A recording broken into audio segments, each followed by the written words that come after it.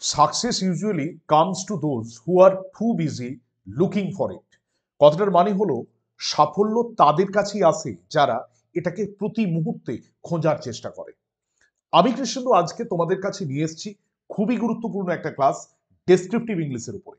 না, একটা প্রশ্নে 4টে option A B C D, সেটা ফিল আপ করে তুমি উত্তর করে নিতে পারছো। এটা সেই পৃথিবী নয়। এই পৃথিবীতে তোমাকে লিখতে হবে। This is the world where you have to write. You have to write by yourself. যেখানে তোমাকে লিখতে হবে, you have to frame sentence, you have to construct your ideas and thereby you have to deliver the total passage. আজকের আমাদের আলোচনার জায়গা হচ্ছে descriptive English. তোমরা অনেকেই রয়েছো যারা পুলিশ এসআই মেন্সের জন্য প্রিপারেশন নিচ্ছ, অনেকেই রয়েছে পিএসসি ক্লার্কশিপের জন্য প্রিপারেশন নিচ্ছ, বা মিসলেনিয়াস বা ডাব্লিউবিসিএস মেন্স। তাদের প্রত্যেকের কাছে মেন পেপারে যেটা দরকার সেটা হচ্ছে লেখা। লিখতে হবে। সেই লেখাটা তুমি লিখবে কিভাবে? আজকের ক্লাসে আমি একটা ডেমনস্ট্রেশন তোমাদেরকে দেব, বা আমি একটা বিষয় তোমাকে বোঝাবো যে কিভাবে বিষয়গুলোকে ডিল করতে হয় এই ডেসক্রিপটিভ ইংলিশের পেপারে। আজকের আমাদের আলোচনার জায়গা থাকবে বিশেষ কিছু ইউনিট যেগুলো তোমাদের পরীক্ষাতে আসতে পারে। ক্লাস শুরু করার আগে তোমাদের কাছে অনুরোধ, যদি কোনো নতুন বন্ধু থেকে থাকো আমাদের চ্যানেলে বা এই ক্লাসটা দেখছো, অবশ্যই চ্যানেলটাকে সাবস্ক্রাইব করে দিও এবং যে অল নোটিফিকেশন রয়েছে সেটা অবশ্যই প্রেস করে দিও, যাতে আমাদের সমস্ত ভিডিওস বা সমস্ত ক্লাসেস তোমাদের কাছে পৌঁছে যায়। তো আমি আর সময় নষ্ট না করে ডিরেক্ট চলে যাচ্ছি আমাদের আজকের ক্লাসে। আমরা দেখে নেব আজকে আমাদের কি কি বিষয়ের আলোচনা রয়েছে।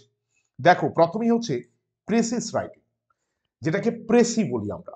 আমরা প্রেসি বলি, মানে বাংলা করলে হয় সারাংশ। অনেকেই ভাবে যে সারাংশ আর প্রেসি তো আলাদা। না, স্যার, প্রেসি মানেই তুমি ধরে নাও সারাংশ। বিষয়টা কি একটু ভালো করে বোঝার চেষ্টা করো। প্রেসি মানে হচ্ছে একটা বড় লেখাকে ছোট করতে হবে। ও স্যার, এটার কি ব্যাপার? এটা কোনো ব্যাপার নয়, প্রথমের 2 লাইন, মাঝের 2 লাইন আর শেষের 2 লাইন এইটা লিখে দেবো তাহলেই ছোট হয়ে গেল। না, বিষয়টা এত সহজ নয়।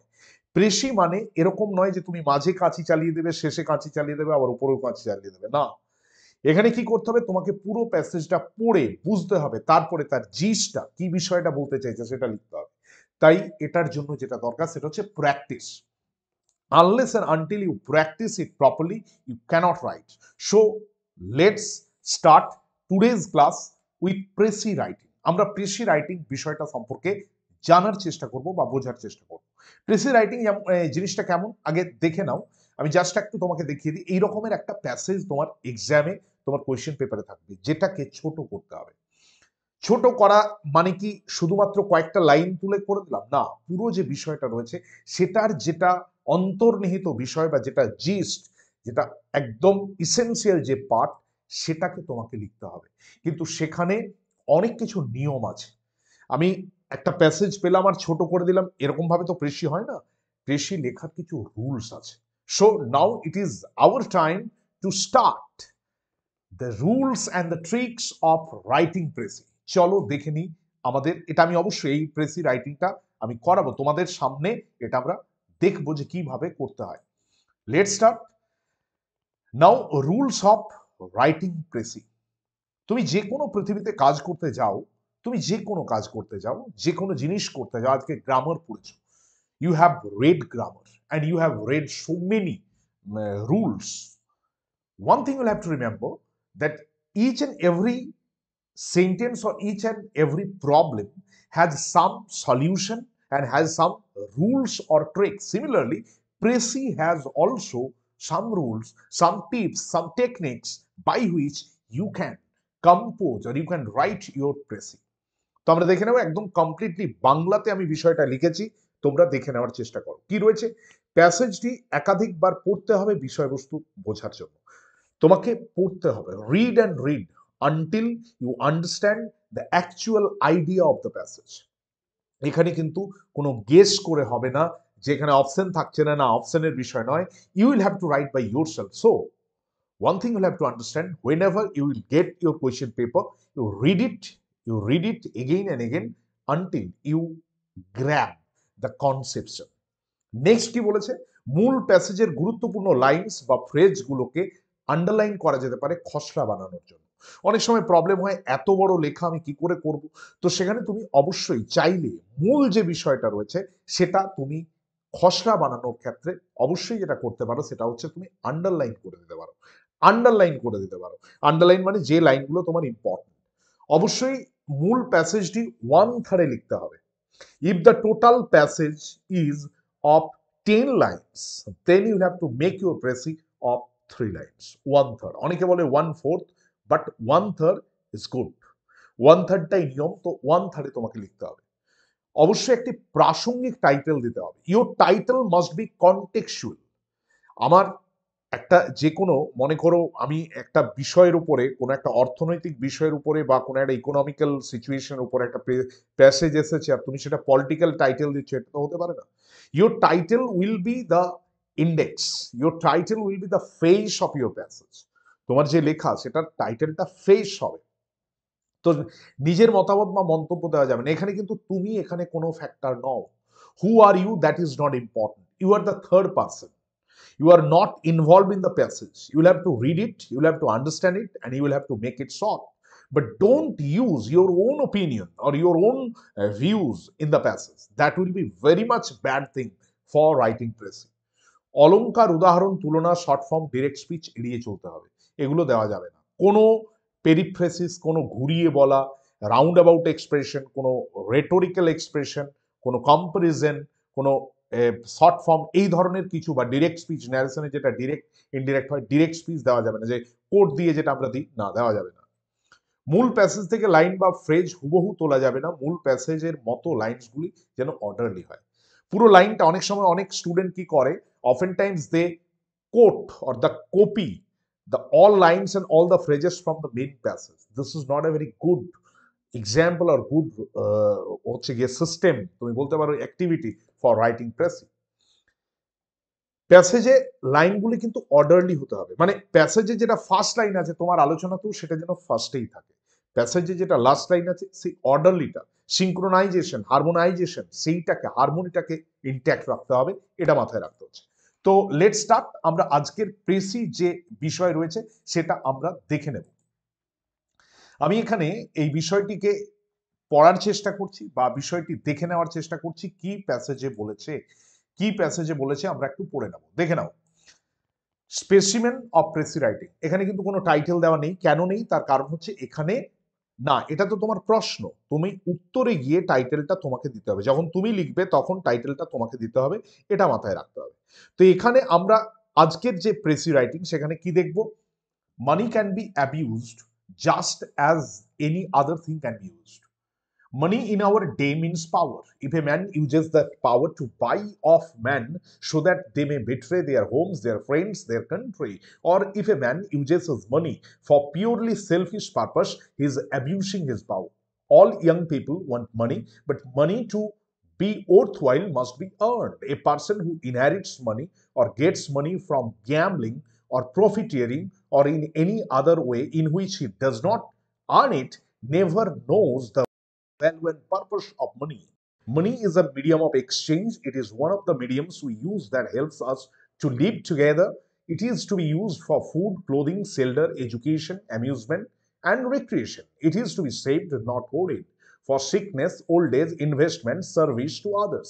It is to be given away to relieve suffering, for study, for mission, for welfare work, for anything that will make the world a better and happier place to live in. এই হচ্ছে পুরো passage. প্যাসেজের মানেটা আমাকে জেনে নিতে হবে। কি মানে বলেছে? টাকা হচ্ছে এমন একটা জিনিস যেটাকে খারাপভাবে ব্যবহার হতে পারে। Money in our day means power. Money আজকের দিনে মানে হচ্ছে ক্ষমতা। And if a man uses that power to buy of men so that they may betray their homes. তাই যদি একজন মানুষ সেই ক্ষমতাটাকে ব্যবহার করে টু বাই অফ মেন, মানুষকে কেনার জন্য, so that they may betray their homes, যাতে তারা তাদের বাড়িকে বিট্রে করতে পারে, তাদের বন্ধু, তাদের দেশ। আর if a man uses his money for purely selfish purpose, যদি শুধুমাত্র স্বার্থপরতার জন্য ইয়ে করে, he is abusing his power, সে তার পাওয়ারকে ক্ষতি করছে। All young people want money, but money to be worthwhile must be earn. সমস্ত ইয়াং ছেলেমেয়েরা, মানে ইয়াং মানুষেরা, যারা তরুণ বা যুবক যুবতী, তারা প্রত্যেকে টাকা চায়, but money to be worthwhile must be earn. সেই টাকাটারই গুরুত্ব বেশি যেটা আর্ন করবে, যেটা রোজগার করবে। A person who inherits money or gets money from gambling or profiteering on any other way in which he does not earn it never knows the real value or purpose of money. যে মানুষটা কখনো কি করেনি, টাকা হচ্ছে গিয়ে রোজগার করেনি, বা যে মানুষটা কেবলমাত্র ইনহেরিটস মানে বংশগতভাবে পেয়েছে, বা যে টাকাটা জুয়া খেলে বা প্রফিটিয়ারিং করে পেয়েছে, অর এনি আদার ওয়ে অন্য কোনোভাবে পেয়েছে, which he does not earn it, যেটা সে আর্ন করেনি, never knows the real value and purpose of money. সে কোনোদিন জানবে না এটার আসল ভ্যালু এবং এর পারপাসটা কি। Money is a medium of exchange. টাকা হচ্ছে একটা এক্সচেঞ্জের মাধ্যম। এক্সচেঞ্জ মানে কি? মানে আদান প্রদান। It is one of the mediums we use that helps us to live together. It is to be use for food. এটা হচ্ছে একটা আমাদেরকে বাঁচতে সাহায্য করে একসাথে। It is to be use for food. এটা খাবারের জন্য দরকার হয়, ক্লোদিং এর জন্য দরকার হয়। খাবার, পোশাক, শেল্টার, আশ্রয়, এডুকেশন, অ্যামিউজমেন্ট, আনন্দ, রিক্রিয়েশন, একটু বিনোদন। It is to be save not hoarded. এটাকে সঞ্চয় করতে হয়, এটাকে জমাতে নেই। মানে হোডেড কথাটার মানে হচ্ছে অবৈধভাবে, যেটাকে ইল্লিগাল বলে, ব্ল্যাক মানি বলে। For sickness and old age, হ্যাঁ, বয়স্ক অবস্থা বা ইয়ের অসুস্থতার জন্য অবশ্যই টাকা রাখতে হয়। Investment and service to others, ইনভেস্টমেন্টের জন্য বা অন্যের সেবা করার জন্য। It is to be given away to relieve suffering, for study, mission, for welfare. এটা অবশ্যই বিলিয়ে দেওয়া দরকার। কারো কেউ প্রবলেমের মধ্যে আছে তাকে দেওয়া দরকার, পড়াশোনার ক্ষেত্রে কাউকে হেল্প করা দরকার, বা কোনো মিশন, কোনো ভালো কাজে, for anything that will make the world a better and happier place to live. সেই জায়গাতেই হচ্ছে গিয়ে যেখানে পৃথিবীটাকে সুন্দর বানাবে, সেই রকম হচ্ছে গিয়ে বিষয়ে টাকাকে তুমি ব্যবহার করতে পারো। এই হচ্ছে প্যাসেজ। একটু ভালো করে দেখে নাও, এই হচ্ছে প্যাসেজ। আশা করি তোমরা বুঝতে পারলে যে প্যাসেজটার কি মানে বললো, বা মানেটা আমি কি বলতে চাইলাম এটা বুঝতে পারলে। এরপরে এটাকে আমাকে ছোট করতে হবে। আমি কিভাবে করব? তোমাদের সামনে থেকে তোমরা থাকবে, তোমরা দেখছো, আমি এরপরে এখানে লাইন টেনে নেওয়ার চেষ্টা করব যেগুলো ইম্পর্টেন্ট জায়গা। তো লেটস স্টার্ট। দেখো, এখানে আমি সব থেকে পুরো বিষয়টা হচ্ছে আমি যেটা বুঝতে পারলাম, এখানে একটা one of the most important line যেটা হচ্ছে, সেটা এখানে আমি বলতেই পারি। হ্যাঁ, আমি শুরু করছি। এখানে সবচেয়ে ইম্পর্টেন্ট যে লাইন হচ্ছে, মানি ক্যান বি অ্যাবিউজড। এটা একটা খুব গুরুত্বপূর্ণ লাইন। ঠিক আছে, মানি ক্যান বি অ্যাবিউজড। এরপরে এখানে কিসের জন্য? So that betray their Holmes. Betray ওয়ার্ডটা ইম্পর্টেন্ট। ঠিক আছে, এরপরে এইখানে যে যে মানুষটা, এই জায়গাটাকেও আমাকে গুরুত্ব দিতে হবে। যে যে মনে করো টাকাটা পাচ্ছে, ইনহেরিটস মানি, যে খারাপভাবে পাচ্ছে, খারাপভাবে টাকাটা পাচ্ছে, সে কি করবে? সে কখনোই এটা করতে পারবে না, রিয়েল ভ্যালুটা জানবে না। তাই তো? নেক্সট হচ্ছে, তাহলে এটা কি হবে? এটা মানিটা কিসের জন্য? মানিটা হচ্ছে ফুড, ক্লোদিং, শেল্টার, এইসবের জন্য, বা এই যে মানুষের ভালো করার জন্য, মানুষের ভালো করার জন্য। দেখো, আমি যদি এখানে বিষয়টা বোঝাতে চাই, আমি মোটামুটি একটা দেখলাম। আমি যদি পুরোটাকে জিস্ট করি, যে টাকার একটা হিউজ ক্ষমতা আছে। টাকাকে খারাপভাবেও ব্যবহার করা যেতে পারে, খারাপভাবে, মানে যেটা অপব্যবহার বলে বাংলাতে, সেটা করা যেতে পারে। টাকা দ্বারা মানুষকে বিট্রে করে, মানুষের ক্ষতি করে, এই ধরনের ক্ষতি করায়। তারপরের যে লাইনটা হবে, যে যে টাকা রোজগার করেনি, মানে যে টাকাটা খারাপভাবে পেয়েছে, কোনো ইল্লিগাল ওয়েতে পেয়েছে, সে কোনোদিনই টাকার মর্ম বুঝবে না। এবং টাকা বা অর্থ, সেটা কি করে, সেটা কিসের জন্য হওয়া উচিত?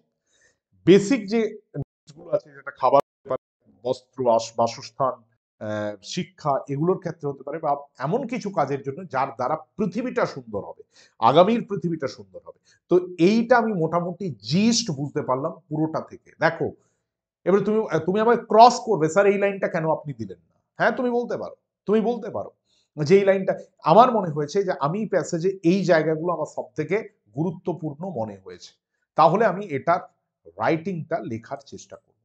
দেখো, আশা করি তোমরা দেখতে পাচ্ছ কি বলেছি। Utilising money in proper way, টাকার সঠিক ব্যবহার।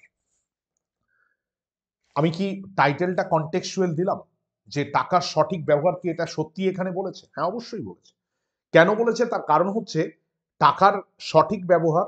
কারণ টাকা খারাপভাবেও ব্যবহার করা যেতে পারে। অ্যাকচুয়াল টাকার ব্যবহার কি, এটাই তো একটা পজিটিভ বার্তা এই প্যাসেজটার মধ্য দিয়ে দেওয়া হয়েছে বা দেওয়া হচ্ছে। তাহলে সেই টাকার যে পজিটিভ ইয়েটা, সেটা এখানে করতে হবে। দেখো, utilising money in proper way. Money is power in today's world.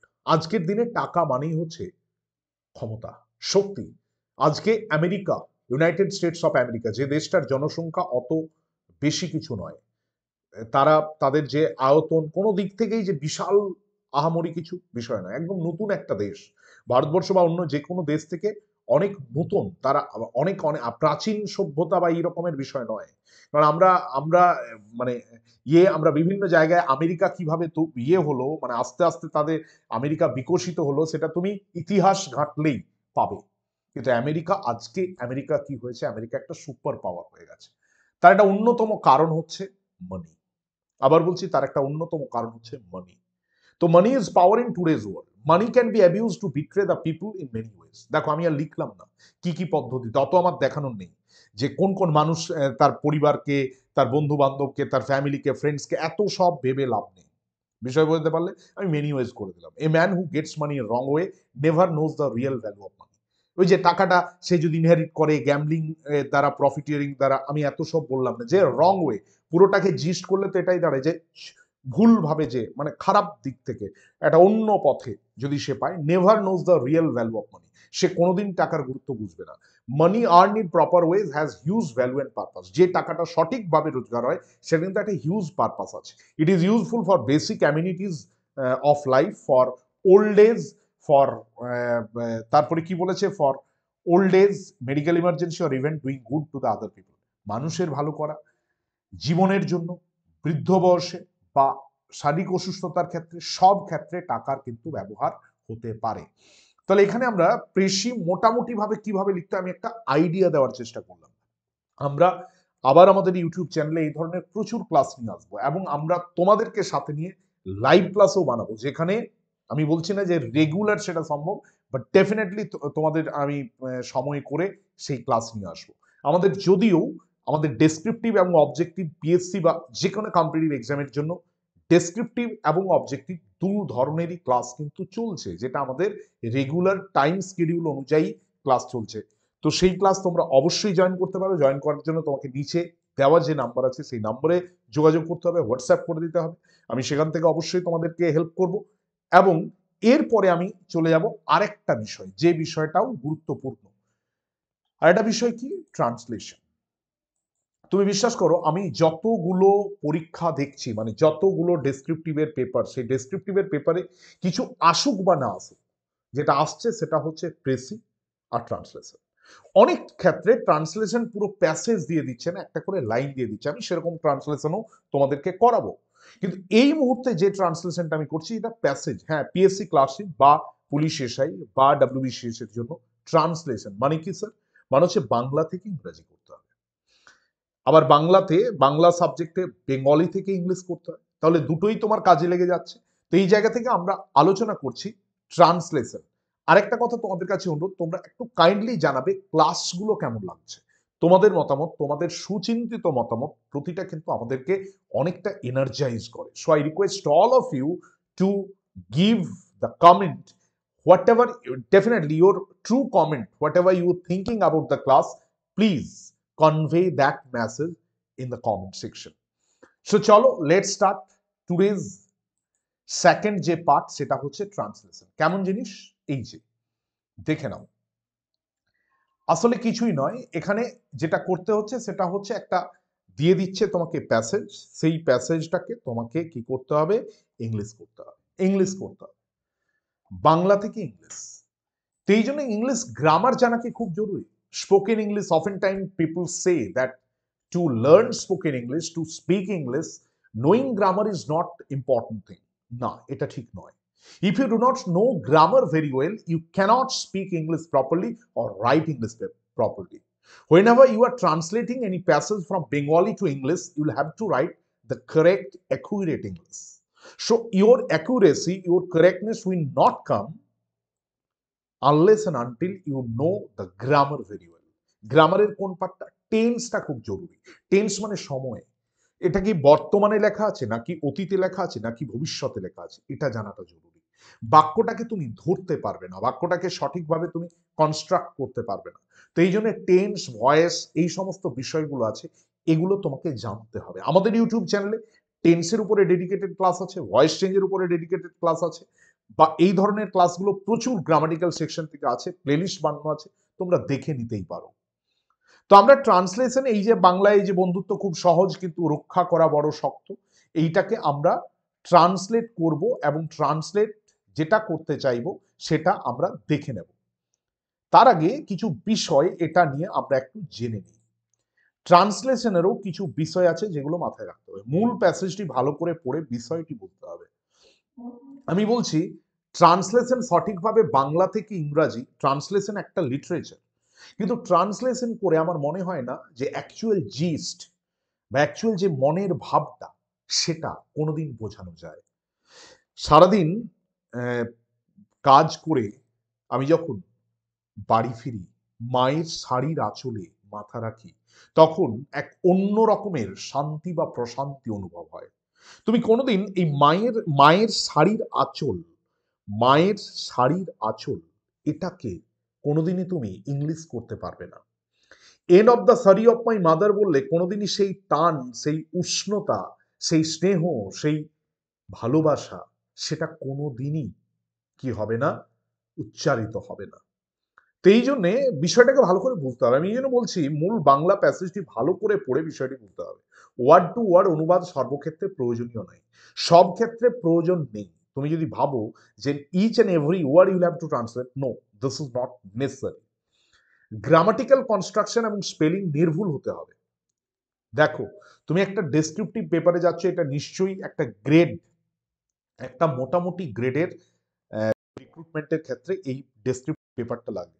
তো এখানে একটা প্রেস্টিজিয়াস পোস্ট, সেই জায়গায় suppose you are writing one line or two lines and you are making some grammatical mistake or spelling mistake, it is not a big scene, but it is something not good to feel the total perspective এ একটা একটা খারাপ তোমার প্রতি একটা conception জন্মে যাবে। এই জন্য ইউল have to avoid all types of grammatical construction error and spelling error. Spelling ভুল করা যাবে না। বাংলা প্যাসেজটি যে টেন্সে থাকবে টেন্সে, সেই টেন্সেই ইংরেজি অনুবাদ করতে হবে। আমি আগামীকালকে যাব, টুমোরো আই উইল গো, এখানে কিন্তু টুমোরো আই ওয়েন্ট হবে না। ওই ওই রকমের টেন্সের প্রবলেম করে দিলে কিন্তু সেন্টেন্সের কোনো বা পুরো প্যাসেজ পুরোপুরি শেষ হয়ে যাবে। অর্থ বুঝে ইংলিশ ভোকাবুলারি ব্যবহার করতে হবে। অনেক সময় আমরা এমন অনেক ওয়ার্ড ব্যবহার করে দিই যেগুলো অ্যাকচুয়ালি সেখানে ওটা যায় না, কিন্তু আমরা ব্যবহার করে ফেলি, যেটা করা যাবে না।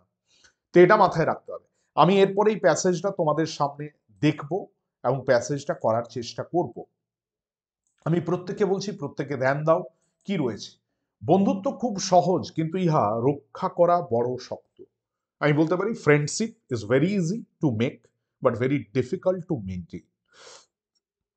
মেক খুব সহজ, বন্ধুত্ব খুব সহজ, মানে খুব সহজে তৈরি করা যায়, কিন্তু এটাকে মেনটেন করে রাখাটা খুব জরুরি। সেই জন্য জ্ঞানী ব্যক্তিগণ তাহাদের বান্ধব চক্র সীমিত করেন। That's why the wise people, জ্ঞানী মানে এখানে ইন্টেলিজেন্ট বলার প্রয়োজন নেই, জ্ঞানী মানে প্রজ্ঞাবান যেটাকে বলে, অলওয়েজ কিপস দেয়ার ফ্রেন্ড সার্কেল লিমিটেড, তারা তাদের বন্ধু যে সার্কেলটা সেটাকে লিমিটেড রাখে। বিপদগ্রস্ত বন্ধুর জন্য প্রাণদান করিতে পশ্চাৎপদ নন, এইরূপ ব্যক্তি প্রকৃত বন্ধু। একটু ভালো করে লক্ষ্য করো, এর কিন্তু একটা দেখো সাধু ভাষার চল আছে। এই সাধু ভাষাটাকে চলিত ভাষায় করতে হবে, মনে মনে ভেবে নিতে হবে। One who is ready to sacrifice his own life to save his friend is the real friend. যে নিজের জীবনটাকে স্যাক্রিফাইস করতে হবে, প্রাণদানের ইংরাজি হচ্ছে স্যাক্রিফাইস। আর ইজ রেডি বা নেভার হেজিটেটস, পশ্চাৎপদ নন এইভাবে করতে পারো, never hesitates, he is the actual friend or real friend. অতএব আমরা বন্ধু নির্বাচনে অবশ্যই অবিলম্বে সতর্কতা অবলম্বন করিব। সো বা তুমি এখানে হেন্স ইউজ করতে পারো, we should be careful in selecting our friends. আমরা আমাদের বন্ধু নির্বাচনে অবশ্যই সতর্ক হব। হোয়েন, তারপরে বলছে কি, আমরা যখন 2 পয়সা মূল্যের মাটির পাত্র ক্রয় করি তখন পাত্রটি ভালো কিনা দেখিবার জন্য তাহা ভালো করিয়া যাচাই করিয়া লই। When we buy even a cheap earthen pot, we often examine it properly to see whether it is broken or not. দেখো এখানে 2 পয়সার 2 পয়সা মূল্যের মাটির পাত্র, আমি 2 পয়সা দিলাম না, এটাকে ভেরি চিপ বললাম, মানে খুব কম, মানে খুব সস্তা, খুব কম দামের। আমার 2 পয়সায় যে ওয়ার্ড টু ওয়ার্ডের প্রয়োজন হলো না, খুব সস্তা জিনিস কিনি, তখনও আমরা ভালো করে দেখে নিই। এই বিষয়টা বোঝানোর চেষ্টা করছি। কিন্তু বন্ধুত্ব করিবার সময় সেরূপ চিন্তা করি না। বাট হোয়াইল মেকিং ফ্রেন্ডশিপ, বা in selecting our friend we become careless, সেই জন্য ভবিষ্যতে আমাদেরকে প্রতারিত হইয়া বন্ধুদের বিশ্বাসহীনতার জন্য অভিযোগ করতে হয়। অ্যান্ড দ্যাটস ওয়াই কি করতে হয়, we become careless and later we accuse friends faithlessness later. এই যে বিশ্বাসহীনতা, ফেথ মানে বিশ্বাস, ফেথলেসনেস, সেই কিন্তু ধীরভাবে চিন্তা করলে দেখিব যে ইহার জন্য আমরাই দায়ী। But if we think it or if we meditate it, examine it, যদি এটা আমরা দেখি, making friendship we would not have repented later. Sorry, এখানে কি বলছে যে কিন্তু ধীরভাবে চিন্তা করলে দেখিব যে if we meditate over it, if we think over it deeply, then we find that we ourself are responsible for this. পূর্বে বন্ধুদের পরীক্ষা করিলে পরে আর আমাদিগকে অনুশোচনা করিতে হইত না। If we had examined while making friendship, we would not have repented later. এই যে শেষের লাইনটা একটু ভালো করে লক্ষ্য করো। পূর্বে বন্ধুদের পরীক্ষা করিলে, জিনিসটা কি বলেছে, পরে আমাদিগকে অনুশোচনা করিতে হইত না। একটা থার্ড কন্ডিশনাল বলে কনস্ট্রাকশন হয়, মানে তুমি যদি এটা করতে তাহলে এটা হতো না। অতীতকালেই দুটো ঘটনা ঘটেছে, তুমি যদি জোরে দৌড়াতে তুমি ট্রেনটা পেয়ে যেতে, তুমি একটু ভালো করে পড়লে তুমি সাকসেস পেয়ে যেতে। তো পূর্বে বন্ধুদের পরীক্ষা করিলে পরে আমাদিগকে অনুশোচনা করতে হইত না। If you had examined before selecting your friends, you would not have repented later. এইদিকে হ্যাড প্লাস ভিথি, ওইদিকে উড হ্যাভ বা মাইট হ্যাভ, যেটা আমরা থার্ড কন্ডিশনালে এই ইউটিউবে রয়েছে কন্ডিশনালের ভিডিও, সেখানে আমরা বলেছি। তো আমরা আসলে আজকে যে বিষয়টা তোমাদের সামনে প্রেজেন্ট করতে চাইলাম, আসলে আমাদের গল্প হচ্ছে যে এই ধরনের বিষয়গুলো আসবে, তোমাকে সেটার জন্য প্রস্তুত থাকতে হবে। আমি আজকে চেষ্টা করেছি, আজকে ডে 1 ক্লাস তোমরা দেখে নাও, তোমাদের মতামত জানাও। What are you thinking about this particular content or particular class. আমাকে যেভাবে বলবে আমি সেইভাবে ক্লাসকে এগিয়ে নিয়ে যাব। অসংখ্য ধন্যবাদ পুরো ক্লাসটা জুড়ে থাকার জন্য। দেখা হবে আবার কোনোদিন এরকমই সুন্দর কোনো ক্লাস নিয়ে। Thank you very much.